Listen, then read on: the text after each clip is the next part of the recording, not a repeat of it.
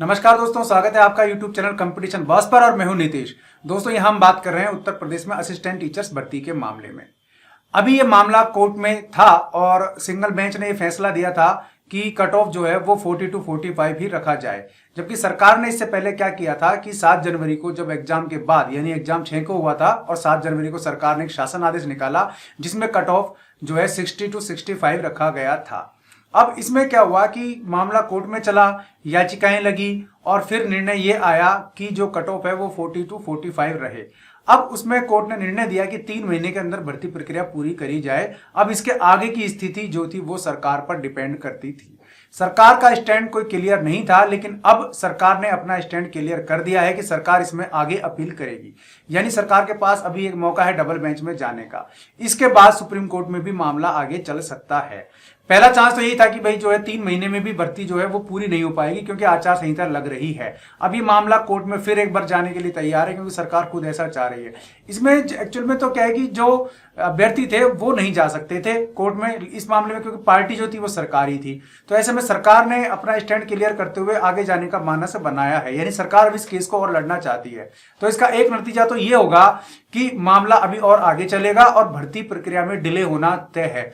हो सकता है संभावित रूप से यह भर्ती तब तक चली जाए जब तक कि स्टेट गवर्नमेंट के चुनाव आने की स्थिति नहीं बन जाए। तो यानी कि और भी आगे मामला जा सकता है। दूसरा, इस मामले को इतना उलझा दिया गया है, इतना तरीके से उलझ गया है ये मामला कि अब कहीं सुलझता नजर नहीं आ रहा। वो कैंडिडेट जिन्होंने एग्जाम दे दिया है और जो इंतजार कर रहे हैं कट ऑफ के हिसाब से उनका सिलेक्शन हो जाएगा, उनके लिए सबसे बड़ी मुसीबत आ रही है।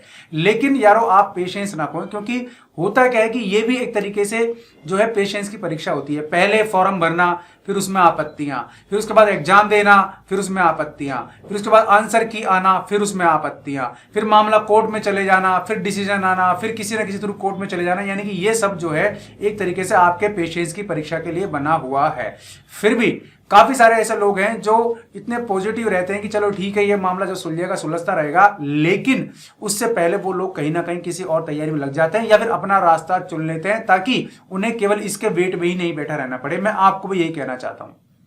यहां सरकार ने एक तरह से 2 वर्ग खड़े कर दिए हैं, एक शिक्षा मित्रों का और एक अदर शिक्षा मित्रों का। यानी एक अलग ही वर्ग ऐसा तैयार हो गया है जो अपने आप को सेल्फ योग्य मानने लग गया है कि जब हम बहुत योग्य हैं और हमें नियुक्ति मिलनी चाहिए थी, ठीक है ना। और दूसरे वर्ग को वो ये मानेगा कि भाई वो तो इस योग्य ही नहीं है। शिक्षा मित्र ये मान के चल रहे हैं कि हमारा अनुभव था, इतना साल सरकार ने हमारा शोषण किया तो हम इसके पात्र हैं। अदर वर्ग ये चाहता है कि हमने जो है एग्जाम दिया है, हमारे नंबर उनसे अच्छे आ रहे तो हमें पात्रता जो है वो ज्यादा अच्छी हमारी पात्रता और हमें जॉब मिलनी चाहिए।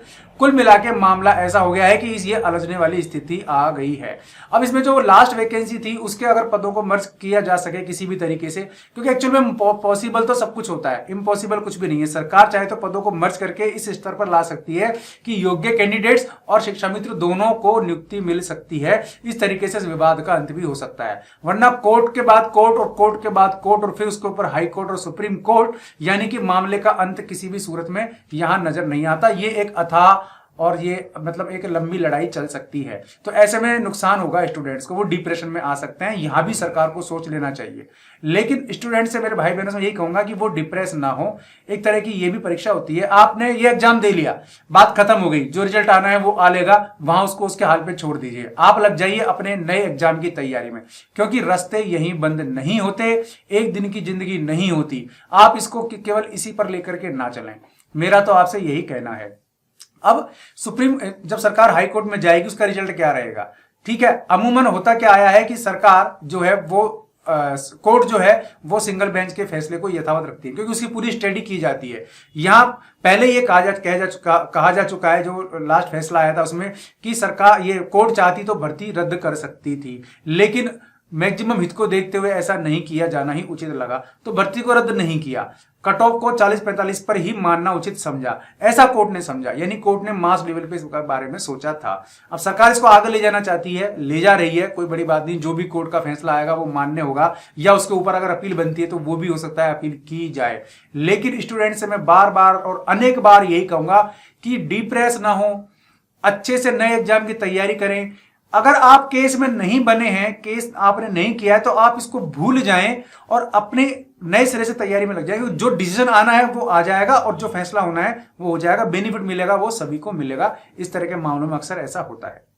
तो यहां सरकार का स्टैंड क्लियर है, ठीक है, और मामला अब आगे जो है बढ़ गया है, तो इसके आगे इस मामले में अभी मतलब कुछ भी कहना संभव नहीं है कि आगे ऊंट किस करवट बैठेगा।